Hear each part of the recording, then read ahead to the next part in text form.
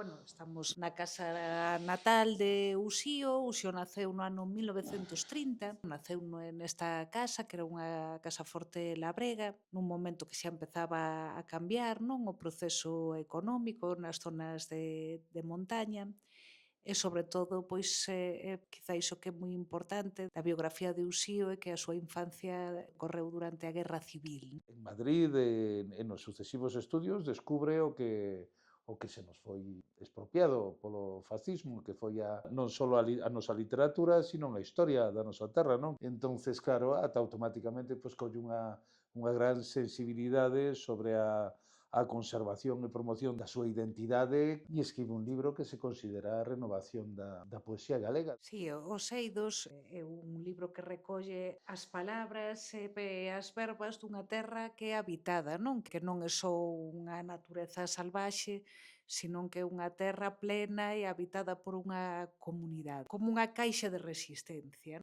Recolle moita riqueza natural, tanto de flora como de fauna, non? Entón, esta casa funciona como un museo, funciona como un centro cultural, funciona como un centro de custodia de territorio e ecosistémico. Nos comezamos a traballar como fundación despois da crise terrible do Mm. 2008, non? A poesía é das poucas cousas que non teñen unha traslación dentro do sistema económico neoliberal hexemónico. Entonces, en esta fundación é xa un proceso moi social en si mesmo. Unha fundación é a posta a disposición pública dun patrimonio privado. Traballar aquí é complexo, porque pois non tes un centro urbano perto, non tes acceso a solucionar certas cousas, pero tes unha gran riqueza de filosofía de autosubsistencia. Unha das rasgos máis importantes do noso traballo é que temos unha comunidade de aliados que son moitas veces amigos, familiares,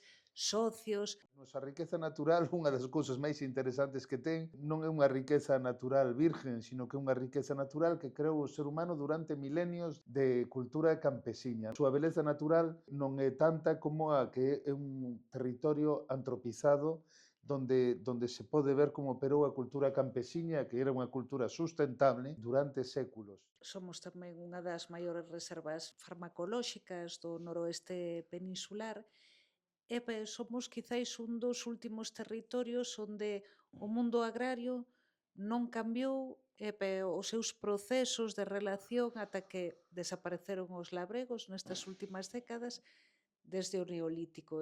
Nos pensábamos que o mellor formato, non, para este proxecto non era unha residencia exclusivamente de artistas, senón que era un formato de escola de verán para poder entrar en contacto cos informantes dunha forma nun grupo diverso, non? Os perfís das mulleres que estiveron estes días pois traballando na nosa escola interesábanos que coñeceran a cultura relacionada cas plantas sobre este territorio dende diferentes puntos de vista, aínda activos, porque penso que unha das cousas máis importantes para subliñar é que esos saberes non son saberes perdidos, senón son saberes aínda activos. Aínda temos xente na aldea que lles podía transmitir. Que nos funcionamos como embaixadores culturais dun país que non ten embaixadas políticas, non?